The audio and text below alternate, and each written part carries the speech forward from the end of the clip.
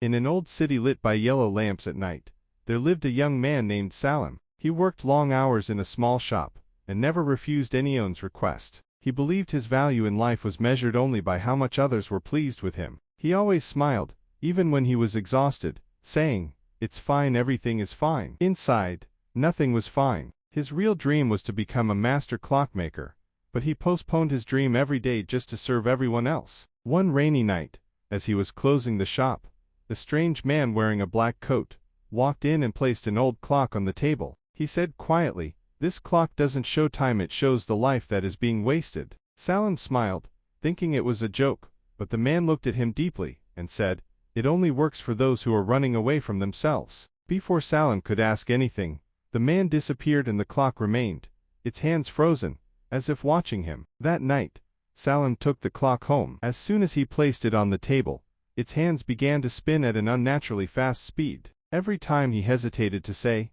no to others and postponed his own dream, the hands moved faster, as if they were swallowing his coming years. He felt a heavy pain, not in his body but in the loss of his life. He suddenly heard the voice of the strange man echoing through the room, "Life is not stolen from us, we hand it away, piece by piece." Salim remembered how many times he sacrificed his comfort just to please people, how many times he was afraid to say, "This is my dream." He stood in front of the mirror and saw someone who wasn't living for himself, but living as a constant apology to the world. He approached the clock and whispered, "What if I choose myself just once?" Suddenly the hands stopped, then began to move slowly again, as if waiting for his final decision. The next morning, Salim returned to the shop, but he was no longer the same person. When a man asked him to work extra hours for free, Salim smiled gently and said, "Today I can't. I have an appointment with my dream." The world didn't get angry as he feared. The sky didn't fall. Instead, his heart finally relaxed. He went to his old workshop